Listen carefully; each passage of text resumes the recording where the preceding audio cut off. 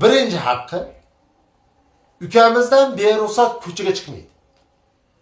Nikoh qilingan soatdan boshlab, mana shu ukamiz zimmasiga o'tgan kundan boshlab, xoh ukamizni uyida bo'lsin, xoh qizni ota-enasining uyi bo'lsin, xoh Alloh bersa raddon bo'lsin, banisa bo'lsin, erdan beruxsat yaqqa yaqinma qilmaydi, yurmaydi.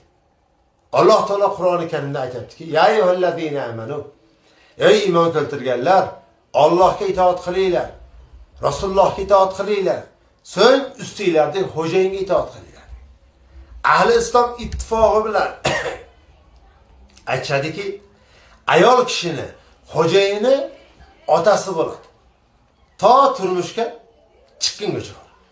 Turmushga chiqqandan so'ng xo'jayini endi eri bo'lib qoladi. Ahli islomda ittifoqi bilan deyapman. Haqiqatan ham qaranglar.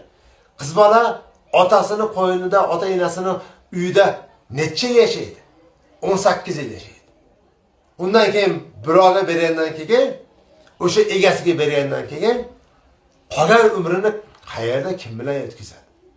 Ya'ni bu yerda eri bilan yana bir 50 yil yoki bo'lmasa qancha 60 yil hayot o'tkazadi. Qaysi biri haq ko'proq bo'lar ekan? Go'yoki ayol kishini Alloh taolo er uchun yaratib qo'ygan deydi. Bamisol otasi katta qilib berib qo'ydi xolosda. Berdi egasiga. Ayol buni tushunib yetmoqligi kerak ekan. Shu nikoh qilingan kundan boshlab ayrim qizlar Alloh inson bersin, hali aytib qo'yaman deb turib ko'chaga chiqib keladi, aptekaga borib keladi, bozorga borib keladi.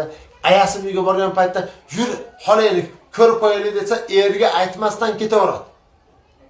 Va bo'pti, buni eriga aytsin ham deylik kech payt. Aytmay qolib ketib qolsa, qiyomat kuni farishta sotib qo'yadi. "Mo odam seni haqqingni yeb qo'ygan" deydi. O'lay agar qiyomat kuni birov uni kechirmaydi. Qiyomat kuni birovni kechirmaydi. O'shaning uchun hozirdan qizimiz makamroq eshitsinki, aytib qo'yapman. Bu erda haqqi birinchi haqqi shu.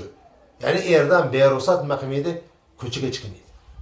Ikkinchi haqqi, erdan beruxsat yoqtirmagan narsani, kimsani, odamni uyda ichiga kirgizmaydi.